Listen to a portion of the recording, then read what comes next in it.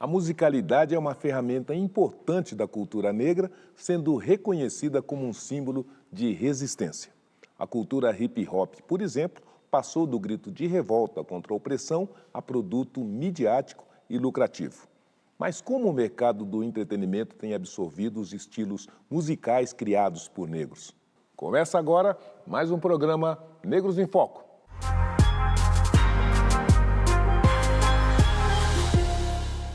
Desde os anos 70 e 80, o hip-hop e o rap ocupam o cenário musical brasileiro e continuam ganhando força e cada vez mais visibilidade. E para falar sobre esse mercado promissor, eu recebo a advogada, CEO da Bugnipe e empresária de um dos principais grupos de rap do país, o Racionais MCs, Eliane Dias. Seja muito bem-vinda, é um prazer tê-la conosco. Prazer é todo meu, quero agradecer esse convite. E recebo também o cantor, compositor e CEO da produtora Laboratório Fantasma, o empresário Evandro Fiotti. Bem-vindo, Evandro. Obrigado pela gentileza da sua presença. Satisfação, mestre. Prazer, Eliane. É sempre um prazer estar na companhia de vocês. Esse programa é muito importante para nós. Começando pelas damas, como é que você virou uma mulher do hip-hop, do rap? Como é que você explica isso? Foi um chamado, né? Eu acho que, na verdade, eu acredito que o seu desejo é uma ordem, né? E em alguma fase da minha vida, eu quis fazer isso. Em 2004, eu desejei muito ser a pessoa que ia representar o Racionais na sua parte administrativa. E eu queria só cuidar da parte jurídica, na verdade, né? Sim. E aí veio o combo, assim. E aí, quando chegou em 2011, finalzinho de 2011, 2012, veio o primeiro convite, eu meio que não aceitei. Aí, finalzinho de 2012, eu falei, não tem jeito. Eu desejei isso e comecei a trabalhar. E as coisas tinham muita coisa para organizar, ainda faltam coisas ainda que eu tenho que organizar. Foi assim que aconteceu, foi um desejo que eu tive em 2004, quando eu estudava Direito Empresarial e eu queria organizar a parte estrutural de empresa mesmo. E realizou-se em 2013. E para você, Fiotti, como é que o hip-hop entrou na sua vida? Como é que ele apareceu?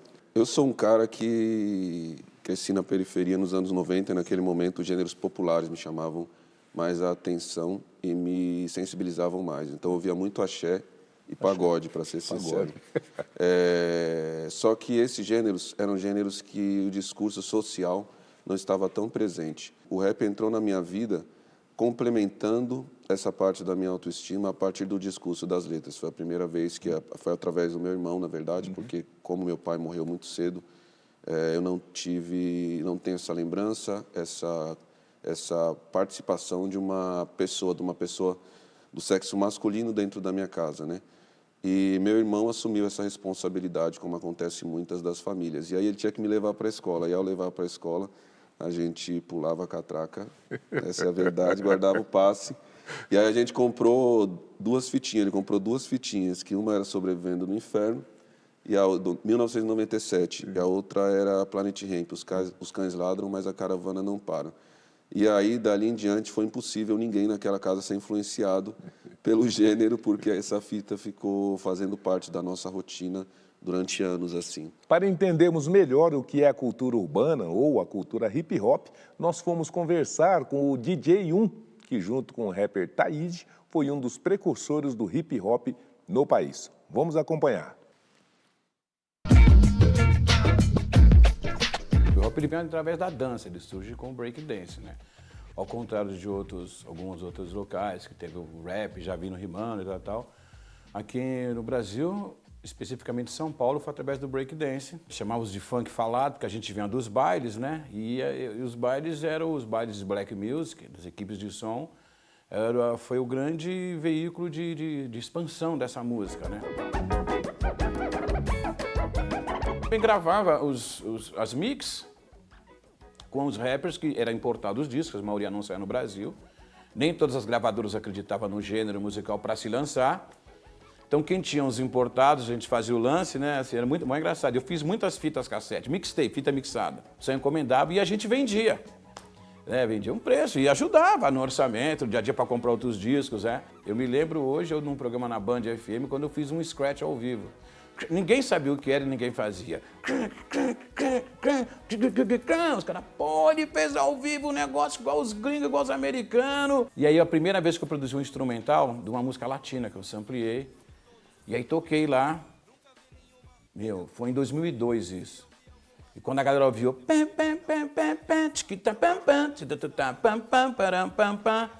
galera, pô, que som louco, isso é gringo. Eu, no começo, eu falava que era gringo, que não tinha letra.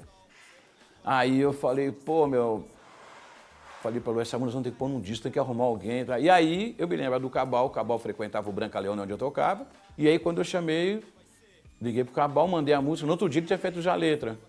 Falei, cara, tá com sangue no negócio. Hey, senhorita, não sei se você acredita em amor à primeira vista, em amor à primeira vista. E aí aconteceu o que no rap? O Senhorita foi um divisor de águas pro rap comercial, independente poderia dar certo. Em 2010 montei um selo, eu e a Luciana, né? Minha esposa, a gente sentiu necessidade de montar um selo, porque ao mesmo tempo que cresce, por algum motivo as gravadoras não queriam mais contratar. Então, eu comecei a apresentar umas músicas novas e essas gravadoras, o qual já tinha conhecimento, já produzia remixes para grandes artistas gravadoras, eles não gostavam do meu trabalho. Não, Didion, essa música aqui não dá, tá com uma batida muito black, não é o que é? Eu falei, mas você quer uma música negra sem a batida, música negra? A gente teve a fase das gravadoras independentes, todo esse desbravamento que tivemos, esses pioneirismos, a luta de buscar dos bailes, das equipes, dos concursos, de ser aprovado pelo público, tudo isso. E agora a gente chega nesse outro estágio com a tecnologia, que a gente tem um público que gosta da gente, conhece a gente, e a gente precisa também que esses rappers novos também contem como o hip hop surgiu para esse novo público deles. E a grande sacada desse lado independente da música negra, mesmo com essa falta de apoio e até financeiro que algumas empresas não conseguem entender ou não querem dar porque estão fazendo, a gente vê a felicidade de cada um que grava e realiza o seu trabalho.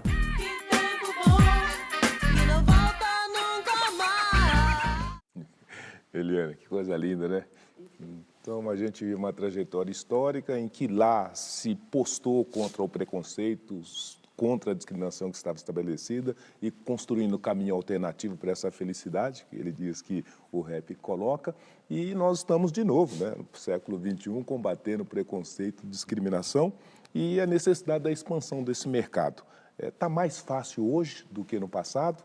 Olha, eu acho que, apesar de nós termos mais conhecimento e a gente está mais conectado, nós estamos conectados aí com tudo, com todas as informações e que a inteligência artificial pode passar para a gente, e, com as plataformas digitais, a nossa conexão com as redes, ela é mais rápida, né? Hoje é mais rápido, a gente fica sabendo de tudo mais rápido.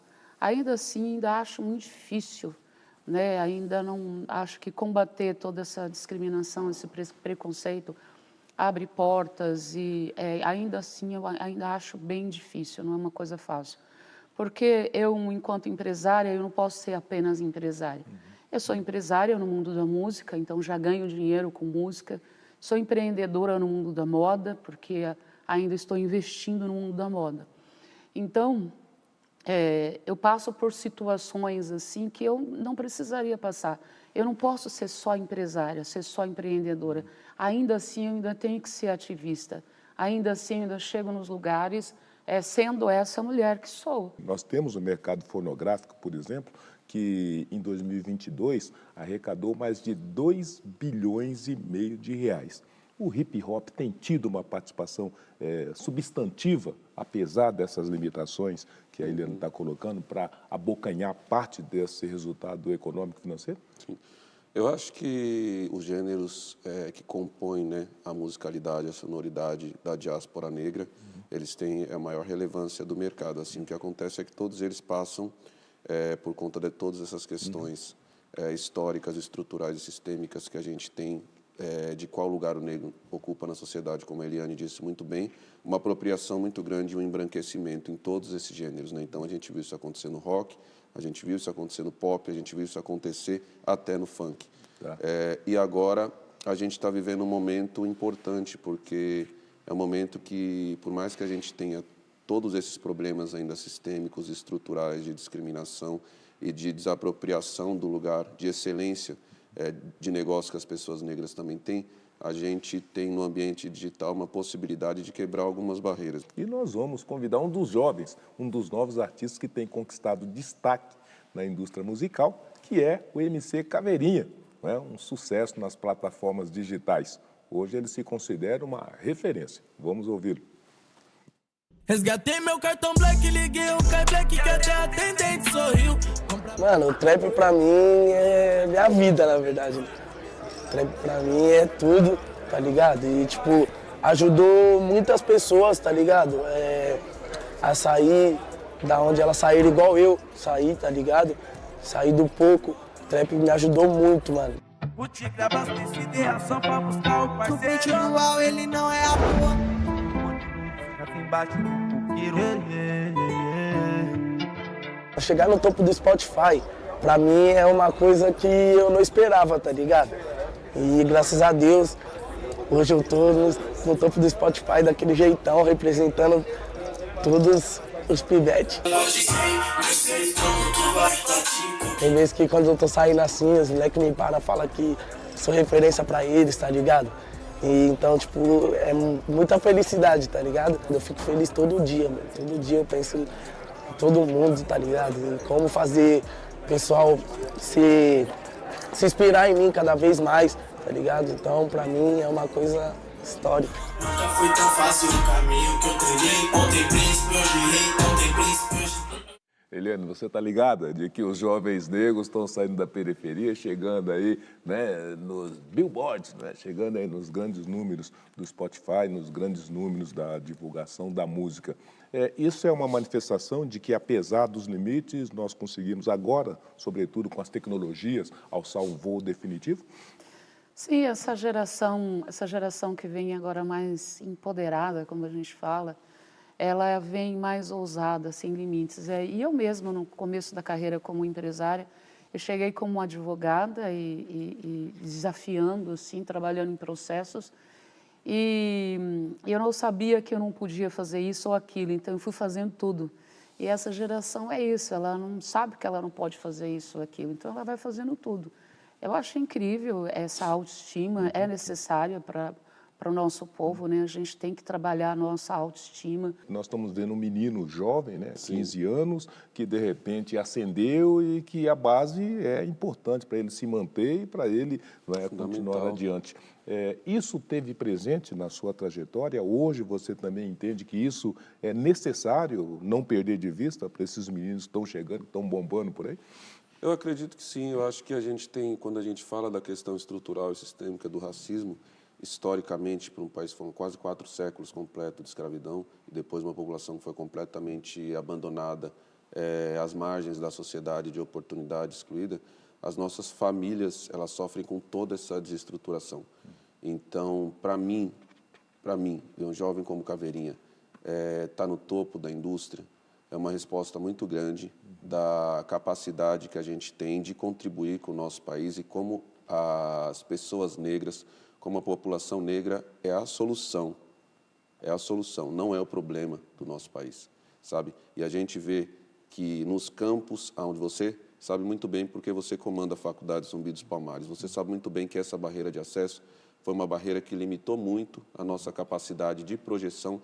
Isso, evidentemente, financeiramente prejudica o poder financeiro das famílias de investirem nos seus talentos, que é o que acontece com as famílias brancas, na verdade. Então, o meu sonho é que todo pai, toda mãe tivesse estrutura para potencializar o trabalho dos seus filhos, assim como também projetar as suas carreiras. Muito bem, é o que nós estamos dizendo, né? Ter um mundo novo para ser desbravado e o talento, né, a criatividade e também o acesso às oportunidades são ferramentas, né, extraordinárias. Não sai daí porque o nosso programa Negros em Foco volta já já.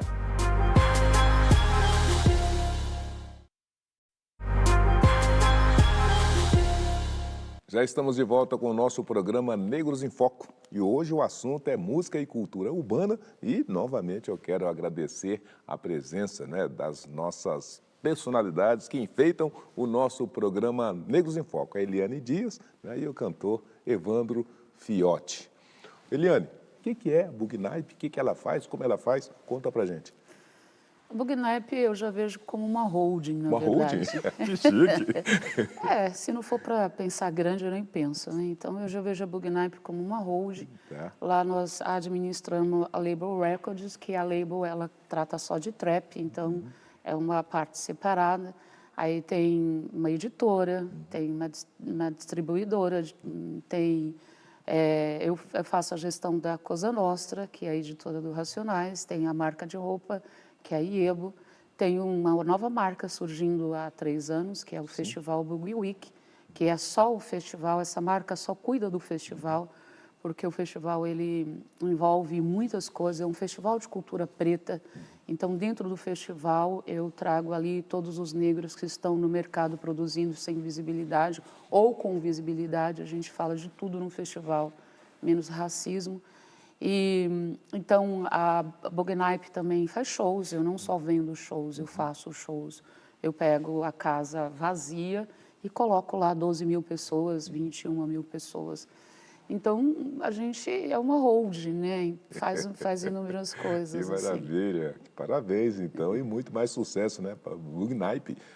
E justamente isso coloca uma outra dimensão importante dessa perspectiva que estamos conversando, né? Nós já temos um ambiente econômico que precisa ser apropriado, que precisa ser gerido, né, e que precisa ser consolidado, né, Fiote? E o Laboratório Fantasma, da mesma maneira, é esse braço econômico, comercial, criativo que constrói esse universo dentro dessa perspectiva. Exatamente. O Laboratório Fantasma é uma holding também, ou seja, tem um grupo de empresas e marcas, onde a gente é gravadora, produtora, editora, comercializadora, né? Também trabalhamos com a parte de produção de eventos, espetáculos, para conseguir difundir o trabalho dos nossos talentos, mas a partir do que isso gerar um impacto positivo de transformação na sociedade dentro das periferias. Então agora nós temos, além do rap, do hip hop, né, do trap, né, do funk, também os grandes empresários que conciliam as duas dimensões, né, a carreira de criativo,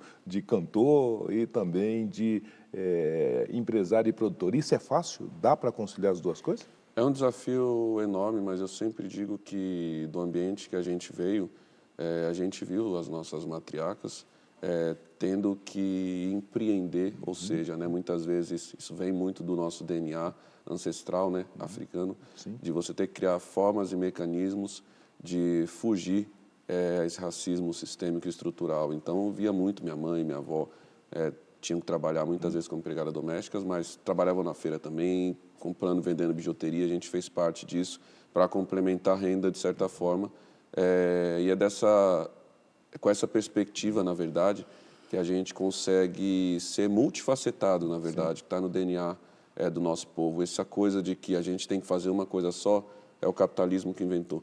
O ativista e rapper MV Bill falou com o Negros em Foco sobre a evolução do mercado do hip-hop e como o racismo ainda atinge diretamente a cultura negra. Vamos ouvi-lo. O país mais africano fora do continente tem vergonha e continua inferiorizando sua gente. Eu lancei uma música chamada Vírus em 2020, no auge da pandemia, né? Mas não falava do vírus, da Covid. E sinto uma coisa que eu considero como se fosse tão letal quanto esse vírus, que é o racismo. Mas nessa mesma música eu tenho um trecho que eu digo que é bom se acostumar com gente preta em todo lugar. Porque eu acho que os avanços que a população preta conseguiu no Brasil é um avanço que eu acho que é irreversível. Dentro da indústria da música, mesmo dentro do rap, ainda tem poucas pessoas pretas diante do que deveria ter, né?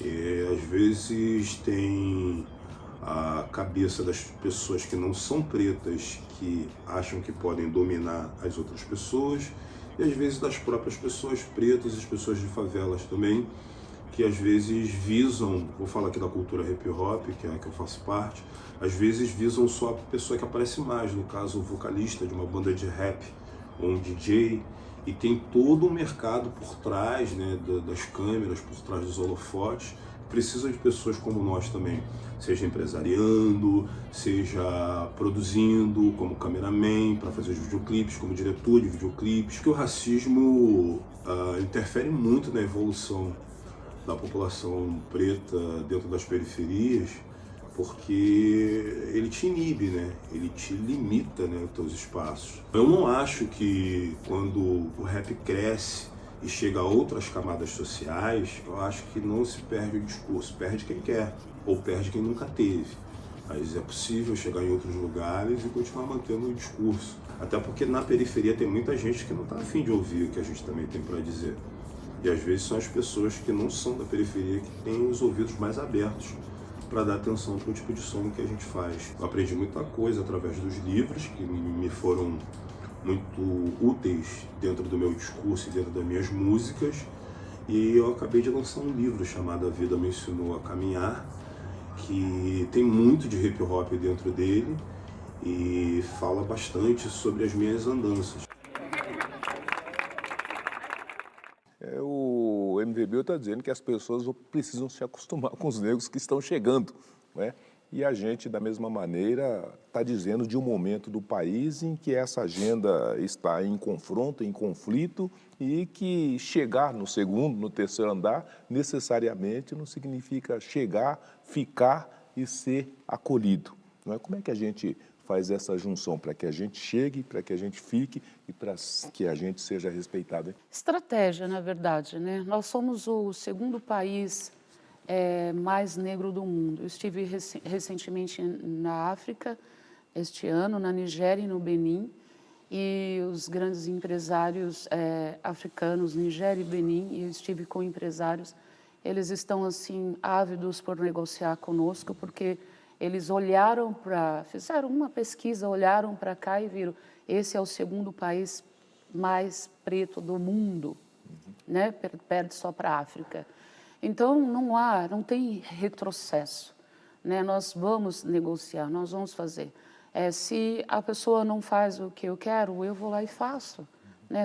Como o hip hop, como o DJ Yun disse, né? Não aceitaram a minha música, eu fui lá e abri, e eu gravei, e eu fiz, e assim sucessivamente. E na verdade, com Racionais, eu aprendi que existe uma coisa muito boa de quando a gente vai pela base, né? A gente começa ali, você não me dá a oportunidade, ok, eu estou fazendo aqui. E isso faz com que a gente crie uma base, a gente se estrutura, a gente se fortaleça. Quando abre o olho, já foi. Fiote, como é que, então, o hip hop, que é essa união de todas as artes, pode se ampliar, aproveitar a tecnologia, a digitalização, essa nova globalização que o mundo está plugado para se consolidar definitivamente como essa arte que liberta?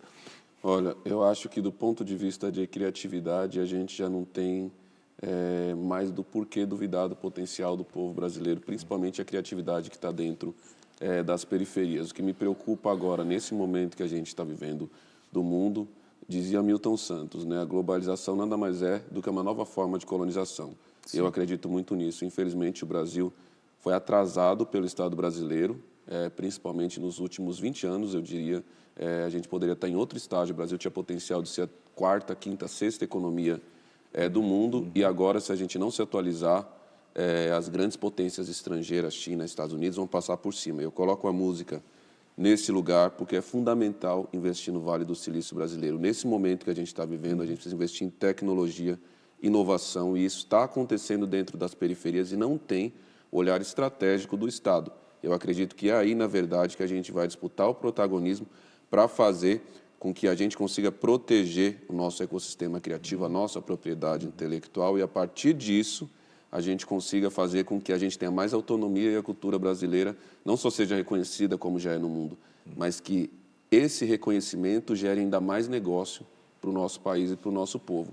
E isso está na mão da excelência criativa negra. Eu concordo com o Fiote, né? Eu sou muito atenta à tecnologia, eu gosto muito de estar acompanhando ali a tecnologia. E é uma coisa que me deixa um pouco assustada, é a falta de investimento, né, nesses jovens pretos na questão da tecnologia. E ela está em todos os lugares, então não é só nas redes sociais. Então hoje tem uma cadeira de roda eletrônica, hoje tem o Pix, hoje tem novos negócios que estão tentando entrar aí, que é o NFT, e é um perigo, porque quando você você olha assim, um beat pode ser vendido num NFT da sua música, fala assim, meu Deus, a minha música, ela pode ter um beat leiloado no NFT. Eu falo com o meu advogado, falo, olha, a gente está fazendo um disco aqui e precisa dizer que essa produção, esse beat, ele não pode ser leiloado no NFT, porque o produtor é o dono do beat e ele vai ser leiloado. E quando eu falo NFT, é uma forma de negócio digital e as pessoas não estão atentas sobre isso, né? Então, a gente precisa investir pesado nos nossos jovens com relação à informação, inteligência artificial, com relação a tudo que é digital. Porque vai haver uma quebra muito grande, um atraso muito grande de pessoas que conhecem a questão digital, que conhecem toda essa inteligência artificial e das pessoas que não conhecem. O que está programando aí de novidade, o que vai colocar na praça para que a gente possa conhecer e se apropriar? A gente está num momento em que a gente tem trabalhado muito para contribuir com o avanço da pluralidade e da diversidade dentro do segmento que a gente atua, que é o mercado da música, cultura e entretenimento. E a gente está também lançando alguns eventos maiores e algumas parcerias que eu não posso revelar aqui agora, mas que em breve a gente vai estar compartilhando com o público e chamando essa comunidade para construir junto, na verdade, além, claro, do lançamento do trabalho dos nossos artistas, estamos trabalhando fortemente pela exportação também da cultura hip-hop, da música hip-hop a partir dos nossos talentos, né? Então, a Emicida tem feito uma turnê global, por exemplo, com o Amarelo, e é uma das primeiras vezes que um artista do segmento, assim, consegue ter, né, um mundo preparado para que a gente consiga ter essa influência a partir de um gênero que veio majoritariamente dentro da periferia do Brasil e disputando esse protagonismo lá fora, entendeu? Acho isso fundamental. Obrigadíssimo pela gentileza da presença de cada um de vocês. Muito sucesso, muito mais boas realizações, né? E que o hip-hop encontre em vocês sempre defensores, né, intransigentes, e a gente consiga fazer com que ele se constitua numa ferramenta importante de libertação, de ascensão e de consolidação econômica e financeira de todas as pessoas. E para você aí de casa, muitíssimo obrigado pela gentileza da audiência. Tenham todos uma ótima semana e até no próximo programa Negros em Foco. Abraços, tchau!